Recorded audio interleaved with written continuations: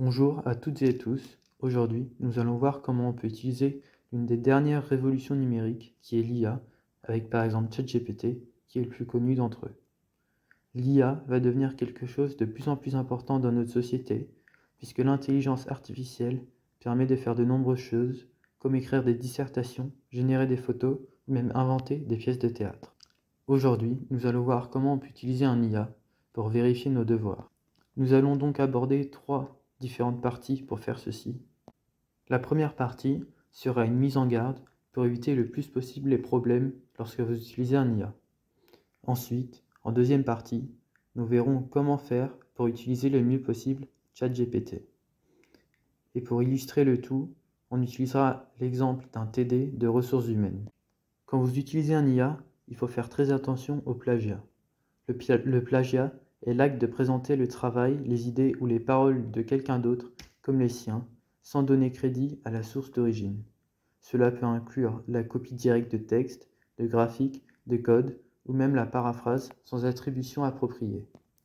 Les conséquences du plagiat peuvent être graves et varient en fonction du contexte. Dans le milieu académique, cela peut entraîner des sanctions telles que des notes réduites, l'échec d'un cours, voire l'expulsion de l'établissement. Pour éviter le plagiat, il est donc essentiel de citer correctement toutes les sources utilisées dans un travail académique, professionnel ou créatif. Et puis certains professeurs n'aiment tout simplement pas l'utilisation d'un IA et passent systématiquement les devoirs de leurs élèves au détecteur. Si un jour vous devez contourner un détecteur, pour le moment, il suffit simplement de reformuler les phrases qui ont été générées par l'IA. Quand vous utilisez ChatGPT, il faut lui donner les phrases les plus simples et claires possibles afin de faire en sorte que les instructions soient faciles à suivre.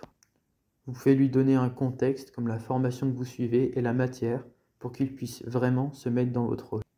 Gardez bien en tête que c'est avant tout un outil pour converser et que le fait de faire une vraie conversation avec peut permettre des résultats beaucoup plus satisfaisants. On n'a pas toujours ce qu'il nous faut dès le début, donc soyez patient. Maintenant, nous allons passer au prompt. Un prompt est un script qu'on va pouvoir lui donner et on pourra le réutiliser à n'importe quelle occasion, seulement en modifiant les modalités. D'abord, il faut lui donner le contexte. Ici, il faut lui donner la formation, la matière et d'autres spécificités s'il y en a, comme si c'est pour un oral ou pour simplement répondre à une question de cours. Ensuite, il faut lui donner la tâche. Si on lui donne nos devoirs, il va pouvoir trouver les réponses en cherchant sur Internet et il va pouvoir parfois trouver les corrigés exacts de ce qu'il vous faut. Si on lui demande 3 risques et 3 avantages de l'externalisation de la fonction de la ressource humaine, on voit qu'il va nous proposer des réponses très détaillées. On l'a donc illustré comment utiliser ChatGPT avec un exemple très simple, mais il peut le faire avec presque tout et toutes les matières, comme la sociologie, pour un oral ou bien plus encore. Pour les tâches plus complexes, gardez en tête qu'il lui faut des instructions claires. Merci de m'avoir écouté.